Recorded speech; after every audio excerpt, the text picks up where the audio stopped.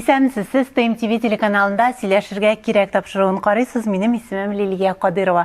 Бүген минем кунагым искиткеч зәвыклы, шибәр хатын-кыз, телевизион алып баручы һәм җырчы Аида булыр.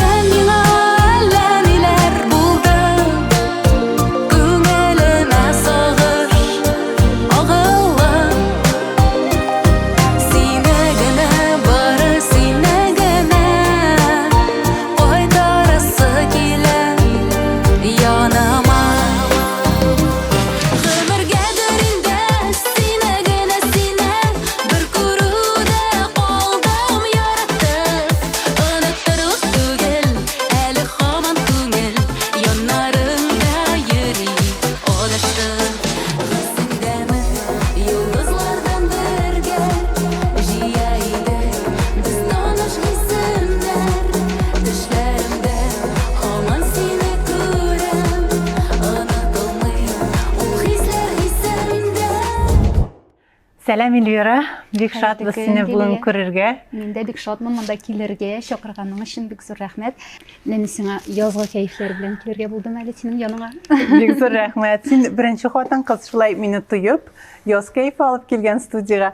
Һәм гомумән синең туган көнең шулай яз көне бит, әйме? Яз көне, апрельнең ахырында. Апрельнең ахырында, минем майның башында без бер йолдызлыктадыр да әле, әйме? Үгез бузау инде. Әйе, шулай. Әйтәм бит, менә бик тоябыз без бер-беребезне чыннан да. Һәм шулай синең бүләгеңә каршы минем дә сиңа үзебезнең партнерыбызның бүләген тапшырасым килә. Чөнки хатын-кызның теге шире дип әйтик, мустың инде ул чәчте, мәсәлән, һәр вакыт осветлять итеп мотор булып чыгасың экранга һәр вакыт. Вечная проблема инде. Әйе, мин инде менә шул калын чәчне ничек итеп мотор итеп укладывать итү гел проблемага әйләнә. Шуңа күрә синең сорауларыңның берсен булса да хәл итер өчен әлеге линейканы бүләк итәсем килә.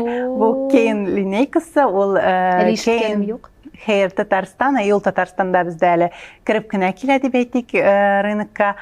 Һәм рәхәтләнеп куллан әлеге косметика белән һәм тагын да моторрак бул. Бик зур рәхмәт, Лилия. Әлеге мизгелләрдә үзебезнең спонсорыбызны искә алып, рәхмәтләребезне җиткерсәк тә урынлы булыр. Кейн Hair Татарстан, Татарстандагы Кейн брендының рәсми дистрибьюторы. Әлеге бренд чәчләрне карау өчен профессионал косметиканы 2009 елдан бирле тәкъдим итә. Зур ассортимент, 100дән артык чәч буяулары, шулай ук шампуньнар, кондиционерлар, бальзамнар һәм башка чәч өчен файдалы продуктлар. Кейн Hair Татарстан. Бергәләп матур булыйк. Синең гомумән матурлык серләреңне сорыйсы килә. Минем алай серләрем дә юк инде.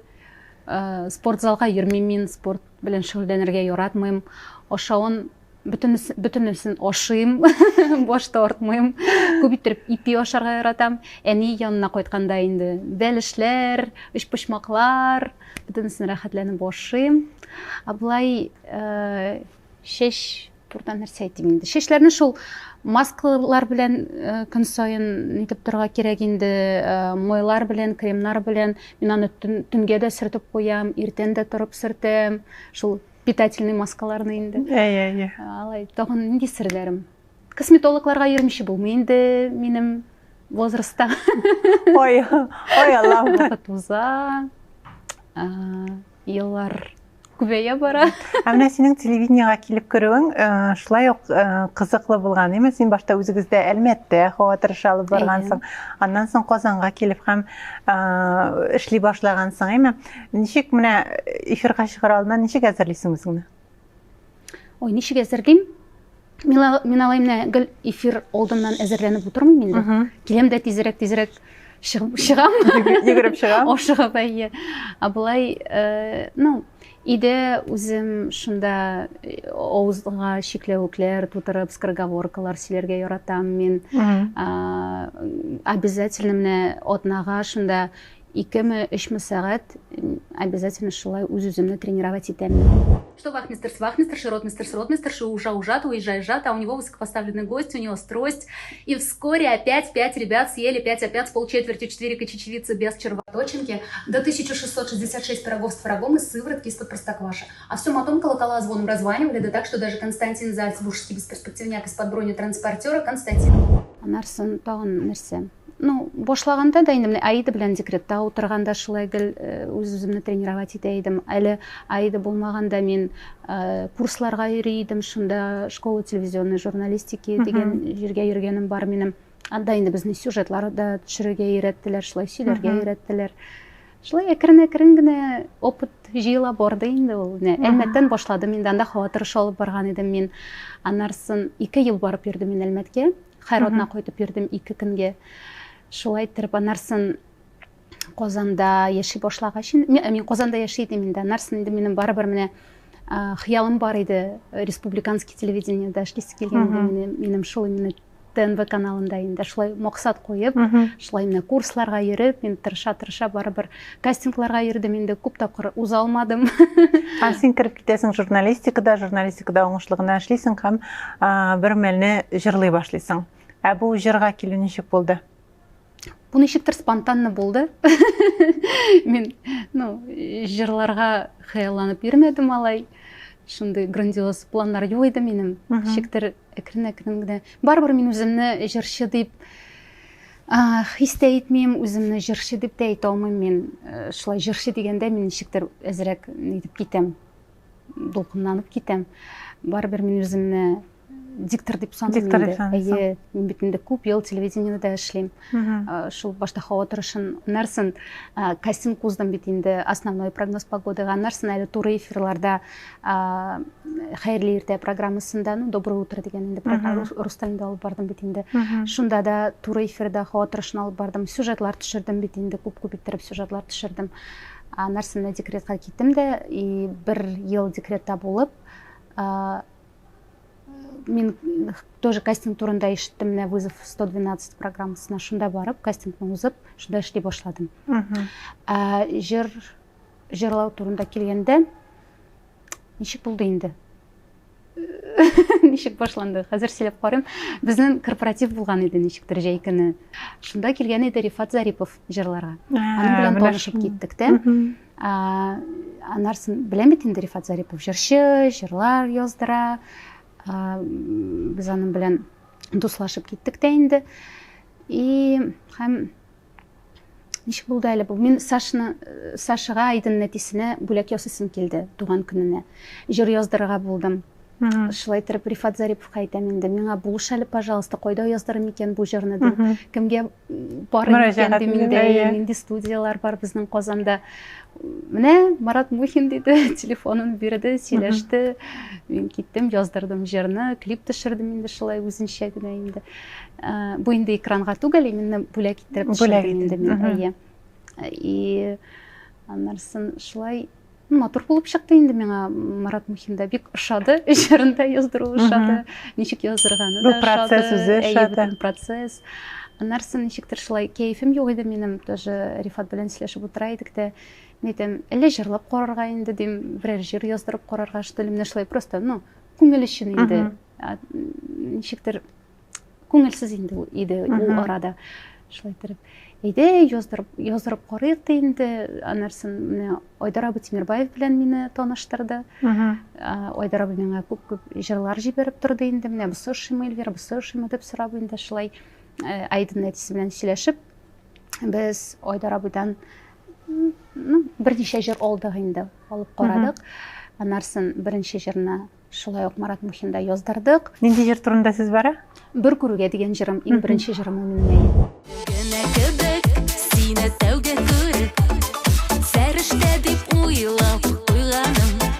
Күпме гомер үткән, һаман якын итәм. Сагынудан бер дә туймадым. Гомергәдер инде сине генә сине, бер күрүдә калдым яратып. Оныттырлык түгел, әле һаман күңел, яннарында йөри адышып. Һәм син яздырдың, сиңа ошап китте бу процесс, һәм әкрен генә җырлый башладың. Алай ошап китте дип тә әйтә. Ошавын ошады инде. Алай барбер мин җырлыйм, сәхнәләрдә җырлыйм дигән хыялым да, максатым да юк иде минем. Шул инде менә тагын бер җыр яздырырга булдык. Без аны яздырырга әле Айда белән бергә барган идек. Айдага тоже бик ошады бу процесс. Анарсын әйтә идек, мамочка, когда мы еще пойдем к этому дяде? Когда пойдем к этому дяде? Песню петь дейді. Бик ошады инде аңа. Әле пойдем, кызым дейді. Мен шулай итеп бара алмадык. Әйде китеп барды. Бөзім қолдым. Ничектер бу состояниедан чыгара керек иде инде. Шулай итеп Айдынын әтисе үзе дә миңа шулай итеп тәкъдим ясады. Әйдә Айдыга багышлап җыр яздырык диде. Шулай итеп менә Айдар абый Тимербаев, Айдар абый Минхажев, Марат Мухин бөтенесе мине шулай поддержать итеп, Айдыга Кайтарасы килгән җырны яздылар әйе. Анарсын инде әкрен-әкрен клип төшердек, шулай итеп мин ничектер отвлекаться иттем дә инде. Biraz. Менә һәр әни кебек син бу югалтуны бик авыр кичердең. Һәм әлеге ситуациядан чыкканда кемнәр янәшәдә булды? Анда кемнәр булды дип беркемне күрмәдем, честно говоря, Лилия. Беренче көннәрдә беркемне күрмәдем, беркемне ишетмәдем. Бик үземне ялгыз итеп хис иттем. Анарсын инде шул Айдын нәтисеннән мин барыбер нинди поддержка сизмәдем. Эшкә кер диделәр бит инде бөтенесе миңа, әти белән әни дә, Александр да. Әйттеләр, чыктым, эшли алмадым. Улар үзләренчә сине отвлекать итәргә теләгәндер, ләкин әйтәләр бит кичереп бетерә алмыйчан чыгып булмый ситуациядә. Мин эфир алдында жылы идем, башта күп бетереп жылы идем дә, анарсын кичкә чыга идем шул яшәнеп беткән күзләр белән. Эшләп булмады. Административный отпуск алдым да мин Әлмәткә кайтып киттем әти белән әни янына. Әти белән әни мине бик нык поддержать иттеләр инде. Алар янымда булмаса, нәрсә эшләргә белмичә. Һәм шунда кыелып калды бөтен Әйләнә тирәдәге кешеләр һәм трек булып калды нәкъ тиң белән игеме? Менә шундый вакытларда аңлыйсың да инде кем сиңа якын, кем юк. Чыннан да менә чын дус ул шундый вакытларда күренә. Әлбәттә мин әйтә алмыйм инде менә бөтенесе миннән баш тарттылар дип юк. Эштә дә бөтенесе бик мине ул бит инде эшем, бу минем телевизион эшем, минем икенче үй дип әйтәм инде. Анда бөтенесе мин бөтенесен бик яратам, алар мине бик яраталар. Алар инде минем белән бергә җыладылар. Минем белән бергә үттеләр инде. Анда бөтен республика синең бу кайгыңны уртаклашкан кебек булды инде, чөнки кемгә генә кара калса да, алар бу ситуациядан битараф итә алмады инде. Чыннан да шулай. Һәм менә ничә елдан соң син инде кабат сәхнәгә кайттың? Бу күпме вакыт узды? Сәхнәгә дип мин бит сәхнәдә булмадым да. Мин наоборот сәхнәгә Аида белән килеп кергәнмендер, дөресен әйтсәк, Тамашачыга. Айдынын, именно менә Айдынын җырын бик яратып кабул итеп алдылар. И мин в каком-то моменте вот поняла, что именно мин үзем чыкмыйм ул сәхнәгә. Аида чыга минем өчен. Мин аны шулай итеп хис итәм. Мин Аиданы сизәм. И тамашачылар да именно Аиданы күрәләр, Аиданы сизәләр дип карап утыралар дип кабул итәм мин. Ничектер шулай тоела миңа. Мин чыкканда бер нәрсә турында да уйламаска тырышам. Кешене күрмәскә тырышам. Ничектер, как раз таки в школе телевизионной журналистики нам говорили, нужно представить перед собой красный кирпич дип шулай итеп чыгам мин. Үз алдымда беркемне күрмичә, беркемне ишетмичә, бер нәрсә турында уйламыйча. Алай чыкмасам, мин, наверное, ул Айданың җырын җырлый алмас идем. Инде сәхнә артында торганда уйлыйм, чөнки син җырлыйсың, без елыйбыз, син ничектер күз яшьләреңне тыярга көч табасың үзеңдә бу мизгелдә. Мин елмайырга тырышам, күп итеп елмайырга. Елмайгач миңа җиңелрәк, мин елмайгач җыламыйм.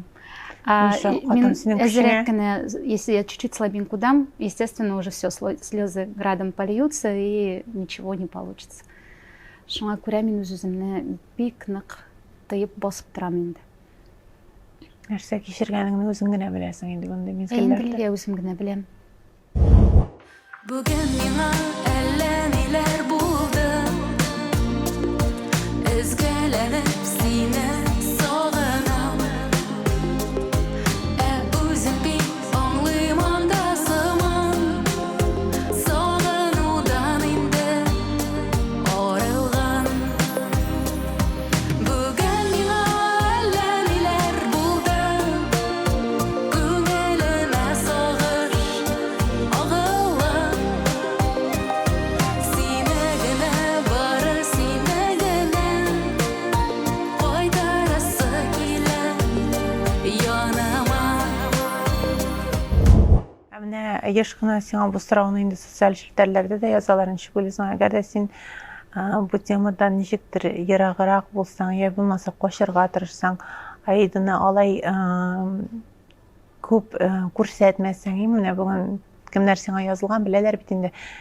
Көн Аиды белән башланаймы? Аиды елмаеп карыганда сикерә, аның сары бөдрә чәчләре төрле якка очаймы? Бик матур күренеш, ләкин безгә карау бер хәл. Без ул юлны синең белән үтмәгән. Сиңа бик авырдыр дип уйлыйм. Әгәр дә менә шул юлны башкачарак үтсәң, сиңа җиңелрәк булмас иде микән? Җиңелрәк булмас иде дип уйлыйм. Мин Аида белән яшим. Солнышко, Что, Аидочка? ты меня любишь? Конечно, люблю. Я специально Сколько пришла. ягодок набрала? Ой, как Я скажу, как папа, я буду зарабатывать деньги, и я буду мои игрушки, помарки, машинки, и все мое будет. Мин әле менә инде 3 ел була бит инде скоро. Барыбер дә менә Аида минем янда юк, ә үзе барыбер минем янда сыман. Аңлата алмыйм мин аны. Тоясың Мин аны инде. барып, мин аны бик тоеп торам. Мин әле бүгенге көнгә кадәр аны кайтыр дип уйлап та йөрдем бит Лия. Мин хәзер генә, наверное, вот осознаю, что ул уже минем янга бүтән кайтмаячак. Әле генә менә ул башка килеп керде. Менә соңгы вакытларда гына әле стала это осознавать. Барыбер дә менә сәхнәдә даже басып торганда, менә раньше же происходили чудеса дип мин барыбер көтә идем, менә килеп керер әле кызым дип. Юк, инде чудес не бывает все-таки. Почему-то, к сожалению, в наше время. И мин наоборот, менә Аиданы социаль челтәләргә куеп, аны күрсәтеп, мин ничектер миңа алай җиңелрәк Аиданы яраталар, мин аны сизәм, күрәм, миңа күп язалар, күп иттереп хатын-кызлар язалар. Минем сыман ситуацияларда булган хатын-кызлар язалар. Алар миннән ничектер даже, психологтан сыман поддержкада сорыйлар. Как вы пережили, диләр. Мин әйтәм, в том-то и дело, что не пережила. Ничек тә пережить невозможно. Я с этим живу, нехотя живу. Я об этом не стесняюсь, говорю, что нехотя живу. Яшисем килмичә яшим. Но, как говорится, выбора нет. Кара, Ходай бит ул бер сынауны бирә, аны син җиңеп чыкканнан соң инде бәхетен дә йөп бирә. Һәм шуңа күрә әле Аида сиңа кайтырга мөмкин, эшләп син бит әле яшь, бер башка анда кызлар, малайлар булып кайтырга мөмкин синең тормышыңа. Хәзрәтләр, муллалар әйтәләр, ул икенче тәндә килергә, кайтып килергә. Шуңа күрә мин инде барыбер шул хыялланып яшим инде, кайтыр әле бу барыбер минем янга икенче тәндә, может, малай булып та. Аның характеры да шундый иде бит, әзрәк малайларга охшаган. Үзе кызлар булып та матур киенергә ярата иде, ул шулай туфлилар киеп, күлмәкләр киеп, чәчләрне матур иттереп җыеп йөрергә ярата иде. Даже өйдә туфли киеп йөри иде. Но в то же время такой шундый малайлар сыманрак иде ул, менә аның характеры шундый әзрәк, үземнән нечкә күңелле булса да, характеры шундый әзрәк усалрак иде. ну бөтенесе белән сөйләшеп китә алайды, бөтенесе белән таныша алайды, бөтенесен бик ярата иде ул. Менә садикта да гел нянечкаларны, воспитательләрне, балаларны бөтенесен кочаклап китә иде. Мин бит барыбер инде менә үземнең бала дип сөйләмим бит аны, менә минем айды шундый дип әйтмә. Барыбер бит менә икенче балаларга карап сравниваешь бит инде, чагыштырасың, әйе. И мин бит күрәм, что ул гына үзен шулай тота. Бернинди дә бала бүтән алай үзен тотмый. Беркем дә барып бөтенсен кочаклап йөрми. Әле берәрсе аны кочакламаса в ответ, яклар алдыннан әйде, миннән гел сорый иде. Мамочка, а почему вот он меня не обнял, или она меня не обняла? Гел переживать итә иде, нык переживать итә иде ул. Это моя дочка, да ладно уж, не обращай внимания, кызым, дейдем. Люди разные бывают инде. Это ты вот у меня такая добрая, всех любишь, дейм. Гел шундай солнышко иде инде ул менә айды киткәч, даже садикта күбесе шулай. Ну, миңа инде менә Мирзия Файзовна сөйли иде, аның нянечкасы. Бөтенбез гел үкереп җыладык да инде. Гел бөтенесе яраталар иде айды. Ул да бөтенесен гел нык ярата иде. Вот действительно таких детей как будто вот не существует. Вот әйтәм бит, минем бала булган өчен әйтмим мин аны. Ул менә соңга алмасын бирергә могла. Менә конфеты даже вот Леонард Замвирович, директор утреннего вещания, он даже помнит, когда мы приходили под яңа ел бүләге алганда, башта бөтенесенә конфетлар таратып чыга иде, аннарсын үзе ашый иде. Ну шундый гел светлый кеше иде инде әйде. Сөйләп бетерлек түгеләне. Ну менә хәзер видеолардан күпсе күрәләр бит инде. Күпсе аңлыйлар аның нинди булганын. И күпсе миңа язалар: "Умная такая, не по годам Аида", диләр. Такая красивая. Действительно бик матур иде менә ул. Күзләренә карый идем, үзем дә күз тидергәнмендер инде, бик матур иде. Сөйләшүе дә, мин аны бит алай бик өйрәтмәдем дә. Ул бик грамотно сөйләшә иде. Менә даже элементарно анда ударениялар куярга сүзгә, менә ничектер белеп сөйли иде ул, бик матур сөйли иде. Внятно сөйли иде. Мин, конечно, аны бәләкәй чактан тоже менә скороговоркалар сөйләргә өйрәтә идем, шигырьләр өйрәтә идем. Ул менә Пушкинның "Мороз и солнце" дигән шигырен гел яттан башыннан ахырына кадәр сөйли ала иде. Бәләкәй чактан ук өйрәндек. И тырышып та өйрәнмәде ул аны. Ничектер уйнап, әкрен-әкрен шулай өйрәнеп, аннарсын яңа елларда да сөйләде ул шигырьне. Аптырап карыйлар иде инде, бөтенесен ничек өйрәттегез сез дип. Шундай бер ни булган инде, ышкыны. Лас и солнце, день чудесный, еще как деревня в глупец. Пора, красавица, простись, открой закрукой небесон и на следующий... Менә хәзер мин әйтәм бит, миңа авыр түгел социаль шәртәләргә аны куярга. Наоборот, мин аны куям да, ул минем янымда шикелле тоела. Кешеләр аны яраталар, миңа күп иттереп язалар. И ул минем өчен исән шикелле. Мин әле уйлыйм әле, менә хәзер тагын 3 ел үтте бит инде, тагын 1 ел узар, аннарсын 2 ел булыр, 3 ел булыр, 6 ел булыр әйме. Башым китмәсә инде дип уйлыйм. Әзрәк шундый уйлар да килеп керә. Әле үземне адекват дип саныйм бит инде мин әйме. Кешеләр дә алай әллә нәрсә әйтмиләр инде. Менә тагын менә еллар узгач, үземне ничек хис итәрмен икән, ничек тотармын икән, мин әле белмим. Пока шулай җиңелрәк.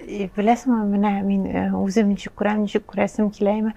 Алла бирсә, син әле очратырсың лаеклы кешеңне, чыгарсың кияүгә, һәм шулай менә Айдан ничек сагынып сөйлисең, инде шундый Аллаһ Тәгалә балалар насыйп итер, һәм инде син үзеңне әле әни буларак үзеңне тагын бер тапкыр тоярсың да, һәм бу менә хәзерге эмоциональ халәтең аңлашыла инде, ул китмәс, чөнки бик бәләкәй килештә әле югалту кыен име, монда инде 3 яшьлек бала, кыз баланы, һәм барысы да яхшы булыр. Һәр хәлдә син шуңа өметләнергә тиешсең, чөнки без бит үзебезгә үзебез куябыз установкаларны да, һәм бар тик шулай ябышып үзеңне үзең генә чыгара аласың, син аңладың инде, ул үзеңне үзең алып чыкмасаң, башка кешенең генә ярдәме тимәячәген.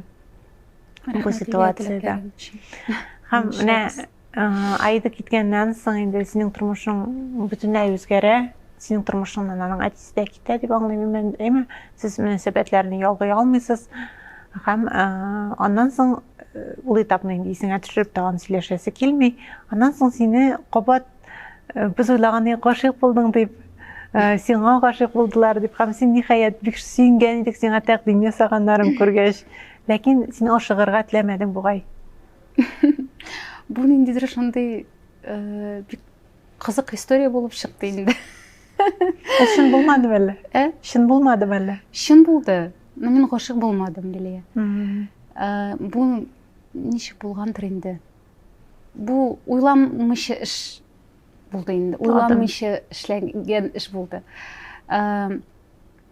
Мин Айдын әтисеннән минем тизрәк китәсе килде бугай инде Айдын әтисеннән. Барыбер бит инде без 11 ел бергә булдык. Теләге бәлки менә бу Аида белән бәйле вакыйганы йомшартасы килү теләге булгандыр синдә. Юкмы? Инде ничектер мин инде сизәйдем, аңлыйдым. Менә барыбер мин ничек дип әйтим инде хәзер. Мин күбесе белә бит инде ничек бу шулай ничек Айда китеп барды. Күбесе белә. Мин барыбер Айдын әтисен, аның гаиләсен мин гафу итә алмыйм. И миңа бу бөтен ситуация белән бик авыр иде яшәргә. Аның янында булырга, аның белән сөйләшергә. Яратсам да инде 11 ел бергә булдык әйме, яратсам да барыбер менә поддержкасын сизмәдем мин аны. Миңа бик авыр иде. Минем Айда турында сөйләшәсем килә иде. Гөләне искә алып торасы килә иде. Александр ничектер наоборот онытырга тырышты. Бик мин аны ничектер переживать иткәнен дә сизмәдем, что ли. Шуңа ачуым килде минем. Сиздермәгәндер аны. Сине тагын да батырмас өчен бу уйларда. Ну, бәлки шулайдыр да, белмим. Югалып торды ул ничектер.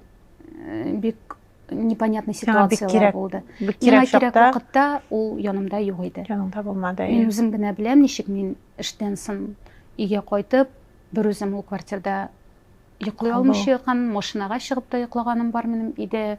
Барыбер бөтенесе бит инде Айда хәтерләтә. Йоклый алмыйча машинага чыгып та йоклаганым бар минем. Ул аны белмәде, ул аны күрмәде, аңа ул кызык түгел иде. Аңламады ул мине. Минем хәлемне аңламады.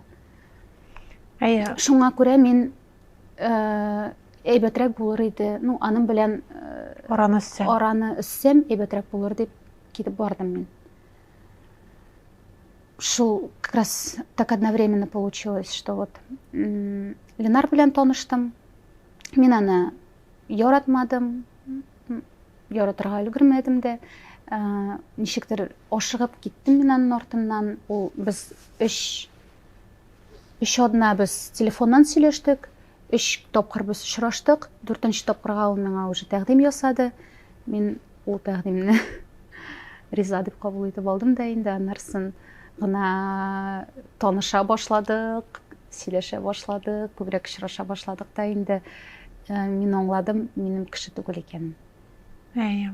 Шуңа күрә мин хәзер инде бүтән кызларга әйтәм, ашыгып кияүгә чыкмагыз. Башта танышырга, аралашырганнан соң гына. Син вакытында җибәргәнсең, үзеңне дә батырмагансың кирәкмәгән мөнәсәбәтләргә. Аңа да артык күп өметләр бирмәгәнсең. Әйе. Әгәр дә син шулай дип уйлыйсың икән, шуннан да бу дөрес адым булган.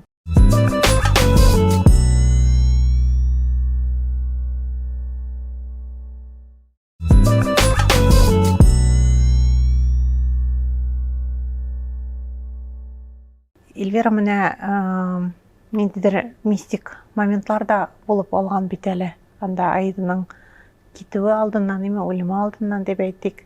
Бу хәзер инде сер түгел. Айда китәр алдыннан без шул әтисе яшәгән, бергә яшәгән инде соңгы вакытларда иде. Минем шкафчигымда инде без туфрак тапкан идек. Пакет белән җир. Анарсын миңа әйттеләр, ул җирне как раз үлем өчен куялар дип. Мин бу ситуацияга бик ничектер елмаеп Артык көлеп игътибар кенә каладым, игътибар итмәдем. Әйе. Мин чөнки Айдыга булавкада эләктергәнем юк, мин андай әйберләргә беркайчан да ышанмый идем. Но бу ситуация, бу хәлгә килгәндә ышана башладым инде хәзер, потому что как раз берничә көннән соң Айда китеп барды. Шул җирне тапканнан соң. Әле киткән көнне Айда, мин как раз эшкә җыена идем. Айда миңа әйтә, ни кысасым килә ди. Бер тапкыр барып килдек, икенче тапкыр барып килдек, кысалмады. Анда 5нче тапкырга инде Айда әйтә. Мамочка все говорит, но кыстым ди инде. Мне так хорошо стало, мамочка ди. Мин аптырап калдым инде, ширләми дә бит инде була, температурасы да юк. Барып карадым, нәрсә кысканын. Ниндидер шундый бер кызыл сгусток булды ул. Мин аңламадым да нәрсә ул. Нигә шулай булган? Аңламадым. Ну, опять-таки не придала никакого этому значения. Ширләми бит инде, настроениесе әйбәт дип, тынычланып, шулай эшкә киттем. Мин бу ситуацияга килгәндә беркемне дә гаепле дә алмыйм. Мин белмим кемне гаепләргә. Аллаһ күрә. Мин моңа беркайчан да ышанмый идем. Хәзер мин бик тә ышанам. Миңа чөнки хәзрәтләр, муллалар да әйттеләр, шундай әйберләр Мөмкин була әйбер дип, бу, әйе, әйме? мөмкин әйбер, әйе. Бу бик ныклап эшләнгән әйбер булды буга инде. Гафу ит менә бу сорау өчен, ниме син иреңнең ул вакыттагы инде әтисенең дип әйтәм, икенче тормыш иптәше. Ул гаиләсе белән яши идеме сез танышканда? Әллә инде яшәмәй идеме? Танышканда әйе яшиләр иде. Яшиләр Әйе. иде. Аннарсын инде күбесе мине хәтта Алып киттең дип гаеплиләр дә. уйладылар. Әйе, менә әйе семьясыннан алып китте дип шулай әйткәннәре дә бар. Менә шуңа күрә сиңа шулай әйләнеп килде дә инде диләр. Андый кешеләр дә бар. Мин әйтәм, сколько, күп бит инде андый хатын-кызлар. Чынлап менә алып киткәннәр, әйме. Далеко ходить не надо, уж взять даже нашу певицу Нюшу, да, и она действительно увела из семьи, прекрасно живут, балалары туда әйме. Аннарсын тагын күпме известный личностьлар бар. Мин әле шулай менә алып китәм семьясыннан дип шундый максатларда куймадым. Минем андый теләгем дә юк иде. Мин аны шулай әкрен генә яратып яши идем. Аннарсын Айда тугач, бөтенләй үземне Айдага багышлап яши идем. Мина гел ничек дип әйтим инде. Не было у меня такой цели. Минем аның белән яшисе дә килми иде. Миңа Айда белән бик рәхәт иде. Ул аннарсын үзе килеп әйтте миңа, без аерылышабыз дип. Ул икенче ират тапты дип. Шуңа күрә мин белмим кайда дөреслек. Юк, менә алып китү дигәннән ул бит инде юрат шулай ук кеше үзенең амбициялары, үзенең уйлары, үзенең хыяллары белән ул бит аркандагы бозау түгел, син киләсең дә алып кайтып китәсең, әйме? Анда һәркем үзе өчен үзе җавап бирә, шуңа күрә бер кешенең уйларын икенче кешенең җаваплылыгы итеп куярга кирәк. Һәр кеше үз тормышы өчен үзе җавап тота. Әлбәттә. Ләкин син менә бу мизгелләрне узсаң да, син ничектер яхшы мөнәсәбәттә сакларга тырышасың кебек. Менә хәзер дә син кадрга кергәнче дә әйтеп үткән идең. Минем аңа рәхмәтле моментларым да бик күп дип, шулай ук хәзер әйтеп үт, чөнки әлеге тапшыруны беләм караячаклар күпләр, беләм аңа да җиткерәчәкләр. Әгәр дә синеңдер уйларың бар икән, мәсәлән, миңа кадр әйткән, артында әйткән сүзләрне әйтергә телисең икән, син аларны әйтеп үт.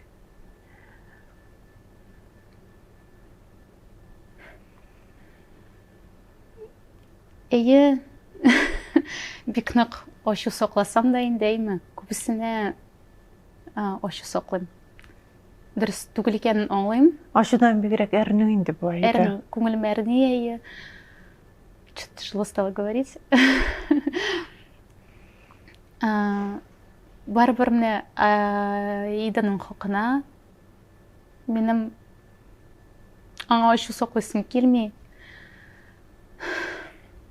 барыбер бит инде Аида әтисен дә бик нык ярата иде. Ну вот, шулай башладым. Все. Салфетка бир, пожалуйста. Аида әтисен генә түгел, мине генә түгел. Аида барыбер әтисен ярата иде. Садикка килгәндә дә ничектер балалар сөйләшкәннәр иде әтиләре, әниләре турында.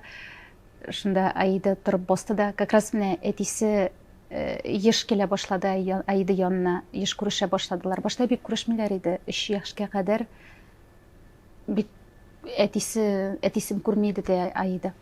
Аннары инде үсә башлагач инде шулай иде, әзрәк әтисе дә килә башлады, кызыксына башлады. Һәм шулай Аида торып басты да, балалар кырында шулай кычкырып әйтте: "А у меня тоже папа есть" дип. Шуңа күрә мин уйлыйм, бу балалар өчен бик шундый мөһим момент. Менә хәзер бит инде күп ялгыз хатыннар балаларын үзләре генә үстерәләр, или әтисе ничектер особую роль в судьбе ребенка не играет дип әйтим мин дәйме. Алай булырга тиеш түгел. Менә балалар алар күрсәтмиләрдер, әйме, но күңелләрендә эчтә алар бик каты переживать итәләр. Аларга бу даже со временем, мне кажется, это как-то может сказаться в жизни. Комплекс вырабатываться итә бит инде барыбер. Без аларны просто белмибез. Менә шул вакытта Аида шулай торып басып әйткәч, мин аны аңладым. Бу, оказывается, аңа кирәк булган икән. Әтисе юдә бик кирәк балаларга. Һәм шуны да әйтеп китәсем килә. Ачу сакласам да, мин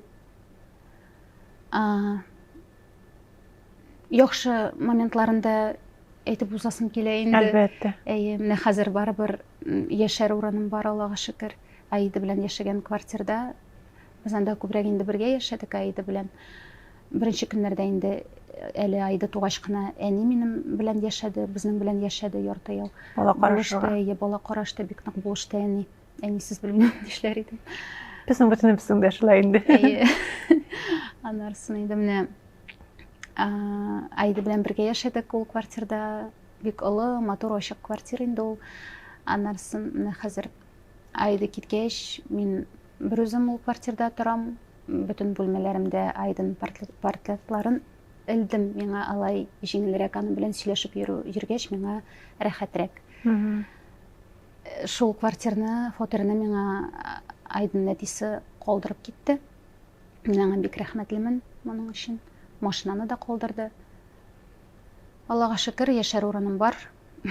Бирергә машинам бар. Шуның өчен бик рәхмәтлемен инде. Һәм хәзер инде син бик күп иҗат итә башладың дип беләм. Чөнки соңгы арада бик матур җырың яңгырый радиоларда, һәм безнең командаңа клип та төшердем шушы көннәрдә, ул экранга чыгарга тиеш. Тагын шул сорау инде, көчне каян аласың, нәрсә мотивация бирә? Нинди җырлар тудырырга уйлыйсың тагын киләчәктә? Белмим, ул җырлар ничектер менә Үзләре килеп чыга, үзләре эзләп табалар. Менә бу исеңдәме дигән дә җырым Марат Мухин как раз иҗат кичәсе алдында язды ул җырны. Эльвира, әйдә әле тагын бер, менә Аиданың җырын җырларсың, тагын бер җыр яздырыйк әле сиңа ди. Шулай итеп, бу җыр, Алсу Шайдуллина сүзләрен язды. Ул шундый җиңелчә генә җыр, үзе, с грустинкой, скажем так, в то же время она такая легкая. Җырлау да аның бик җиңел генә. Шулай итеп, тиз генә яздырдык без ул җырны. Кич белән тормыш дим. Иҗат кичәсе алдыннан тиз генә яздырдык шул җырны. Бик шундый матур гына килеп чыкты. Клип төшерергә дә менә возможность булып чыкты. Сезгә бик рәхмәт инде менә ТМТV каналына шулай итеп.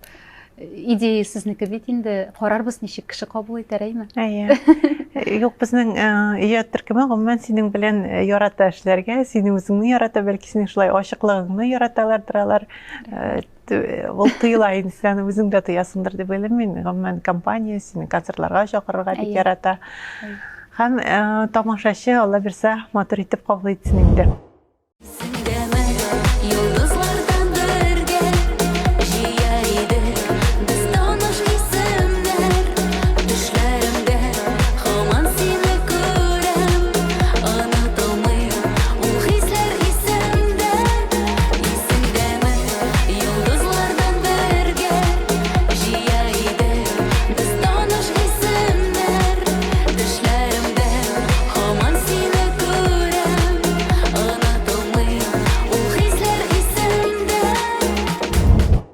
Бүген нәрсәләр турында хыялланасың?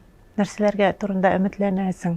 Бармы ниндидер менә шундый адымнар, менә ясарга кирәк дип уйлаган синең? Ойлайлы, вот күпме инде мин үземне беләм, күпме мин яшим. Ну, с юности дип әйтим инде, әйме. Мин гел үз-үземә шулай менә максатлар куеп, гел нәрсәгәдер ирешеп барырга тырыштым. Бүгенге көндә юк минем андый бернинди дә тырышлыгым да уже юк, никаких целей я перед собой уже не ставлю.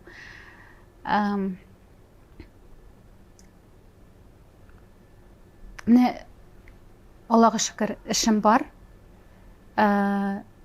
Вакытым булганда, вдохновение булганда җырлыйм, Аллага шөкер. Әйе. Җырлыйм бит инде мин хәзер барыбер менә күбрәк. Аиданың истәлегенә багышлап, аның псевдонимы белән чыктым бит инде. Мин барыбер менә әйткәнчә инде кешеләр күбрәк мине яратмый алар. Алар Аиданы ярата. Мин Аида булып чыгам сәхнәгә. Шуның белән мин хәзер яшим. Бу миңа ничектер яшәргә көч биреп тора. Инде менә хыялларга килгәндә, бик банальный хыяллар минем. Әйе, үземнең яраткан кешемне очратырга, тормыш иптәшемне, әйме, кияүгә чыгарга, күп балалар табырга, Алла бирсә. Мин берәр авылга китәр идем, берәр шундый деревянный ничек була әле? Агач ий. Әйе, мин берәр авылга китәр идем. Матур гына агач идә яшәр идем. Ирем белән, балаларым белән. Тәрәзә төбендә гөлләр үстереп. Әйе. Менә шундый банальный хыялым минем. Әллә нинди грандиоз хыяллар, планнар юк. Менә син әйтеп үттең әтиң белән аның турында. Без беләбез инде кызганычка каршы быел бит әтиегез арагыздан китеп барды. Әйе, әти китте. Әнигез хәзер Әлмәттә яши. Әйе. Синең бер туганнарың бар дип беләбез без, әйме? Әйе, минем бер абыем инде 20 ел элек китте. Племянник бар минем, Эдуард, аның улы. Ул хәзер тоже Казанда яши. Бик олы сильный малай инде хәзер. Эшли, миңа булыша, бик тырыша. Мин аны бик яратам. Ул да безне ярата. Тагын бер абыем бар, ул Әлмәттә яши. Үз гаиләсе белән, тормыш иптәше белән, балалары белән, 2 баласы бар аларның. Амир, Айгөл. Әлмәткә кайтканда инде гел очрашып торабыз.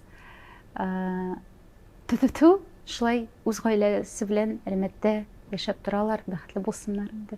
Әнигез хәзер шулай Әлмәттә инде. Әйе. Әни Әлмәттә, хәзер инде бер үзе ул өйдә калды, әти белән яшәгән иде. Без әни янына кайтып йөрибез инде. Еш кайтасың дип беләм, чөнки Мин Аида белән ешрак кайта идем инде. Хәзер ничектер. Менә һәр җәйләр җиткәч кайтып йөрермен инде. Алла бирсә. Кыш көне барыбер ничектер авыррак, юлларга да бик чыгасы килми. Куркынычрак. Әти әниең синең иҗади кешеләр идеме? Юк, минем әти всю жизнь водителем был. Әнием минем оператор котельный булып эшләде. Менә бу иҗат. Минем әни, кстати, мәктәп вакытларында менә шигырьләр яза иде. Әйе, хәзер дә ул миңа булыша. Менә монда бу программага мин неподготовленная пришла. Булай сорауларны заранее җибәрсәләр, мин әнигә шалтыратып, ничек матур итеп җавап бирергә. Ничек матур итеп җавап бирергә икәнен бөтенесен язып чыгам, башта әнидән сорашам. Әзерләнеп киләм обычно. Монда ничек бар шулай сөйләп. Әйе. Ләкин мин уйлыйм, әнигә бу тапшыру ошаячак. Надеюсь. Минем шигырьләр яза иде, татар телендә бик матур сөйләшә. Математикада да бик минем сильный мәктәптәге миңа булышып тора иде. Минем бик акыллы. Бик матур, бик акыллы. Син әнигә шагын димәк. Юк, мин күбрәк әтигә шагын. Әтигә шагын. Әйе. Әтигез китүне шулай ук авыр кичердегез бугай. Тигіз анда сиңа сынау болды бұғайын дейме? Айда кетті қама тигізді Мен ничек деп үзем уйлыйм. ауырай башлады. Әйе. Мен уйлыйм, әти бик авыр кичерде Айданың киткенен. Ул бик ярата иде Айданы. Айды да әтинен бик ярата иде. Бабай, бабай дип йөгереп йөри иде артыннан. Мама, когда уже мы поедем к обеим бабаем дияйды. Шул йоклар алдыннан соңгы көнне инде йоклар алдыннан ул даже сораган ие, мамочка, когда уже к обеим бабаем поедем? Я говорю, ну скоро поедем, кызым, как раз потеплеет. Яз булды бит инде, менә 5 апрель. Бик ярата иде әти Айданы. Мен уйлыйм инде үзем авыр булгандыр дип әтигә. Шуңа ширеде бик тиз развиваться итә башлагандыр дип уйлыйм. Рак иде әтидә ну аяк өстендә йөрде ул. Менә 2-3 атна инде постельдә ятты. Мин кайтырга өлгердем. Как раз әни кайт инде, әтиң сине сорый, кайчан кайтыр инде дип уже сөйләшә алмый башлаган иде инде әти. Мин Аллага шөкер кайтырга өлгердем. Әти белән 2-3 көн булдым. Как раз минем алдымда мин баштымда утыра идем. Әти китеп барды инде минем алдымда. Синең күрәсе килгәндә ул соңгы вакытларындаймы? Соңгы минутларда. Син бик нык хылыклы Айда. Бик шундай менә син сөйлисең, минем тыгыла, мин көчкә утырам, син елмаясың һәм менә бу елмаерга көчне кайлардан табасың. Чөнки менә бүген бәлки хәзер экран артында бардыр шундай кешеләр, кемнәр анда үзенең әти-әнисен югалткан име, кемнәр өчен анда балаларын югалткан. Мин менә шулай программаларга килеп утырам да, җыламаска сүз бирәм.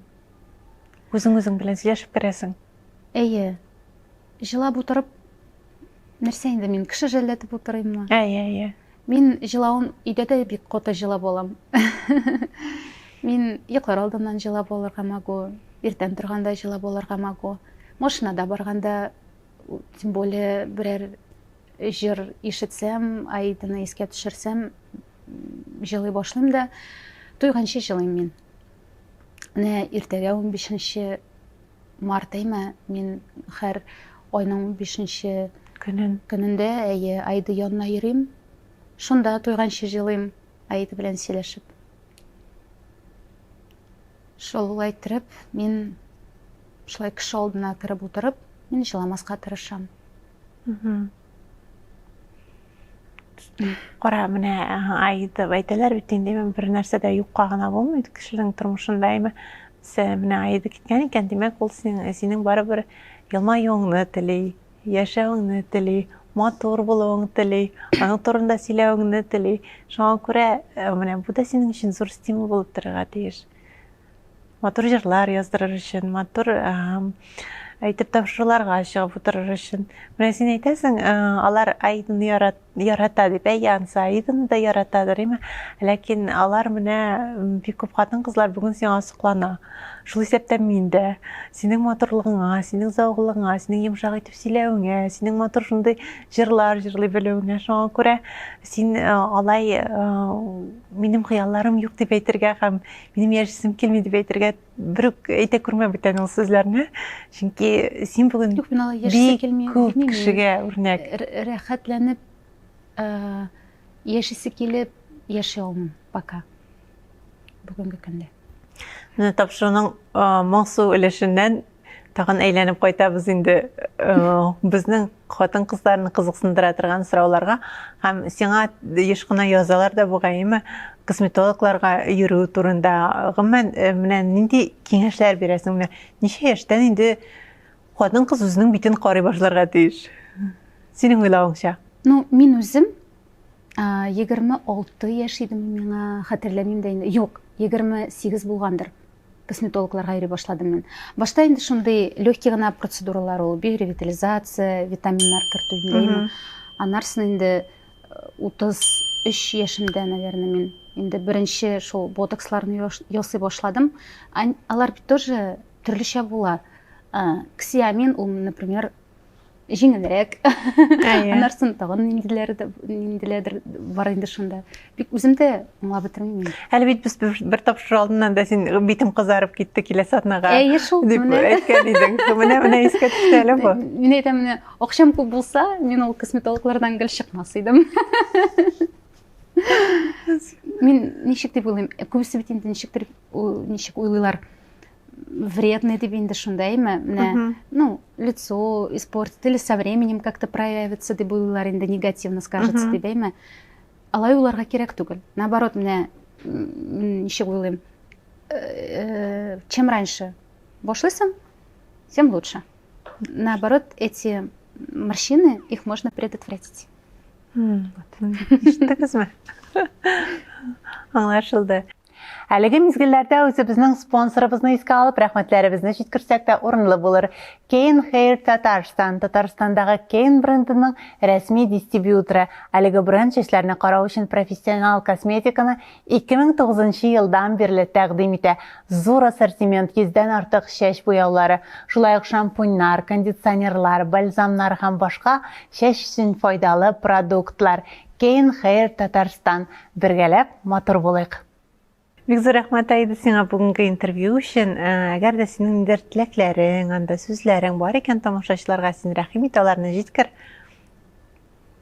Теләкләр бүгенге көндә нинди теләкләр инде ул? Дөньяларыбыз тыныч булсын. Иң мөһиме сәламәтлек. Исән сау булыйк барыбыз да. Күңелебездә тынычлык булсын. Хәзерге менә язгы кәйф булсын.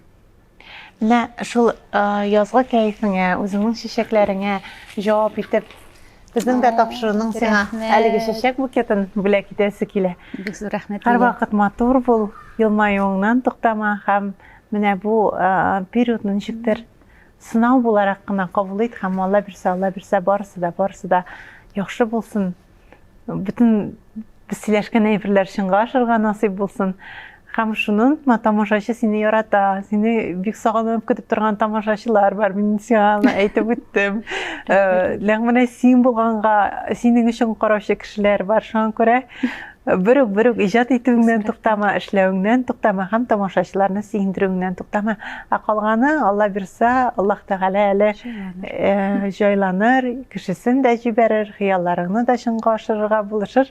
Бик зур рәхмәт сиңа бүгенге интервьюга килгәнең өчен. Чакырганың өчен бик зур рәхмәт. Шулай кунак итеп кабул иткән өчен бик зур рәхмәт, Лилия. Бүген бездә кунакта сез инде алып баручы буларак танып, яратып өлгергән Эльвира Фазлеева һәм сәхнәдә инде Аида буларак кабул итә башлаган җырчыбыз, алып баручыбыз булды. Мин исә сезнең белән нәкъ бер атнага саубуллашам. Киләсе атнада кабат очрашырбыз. Исән-имин булыгыз, үзегезне һәм якыннарыгызны саклагыз.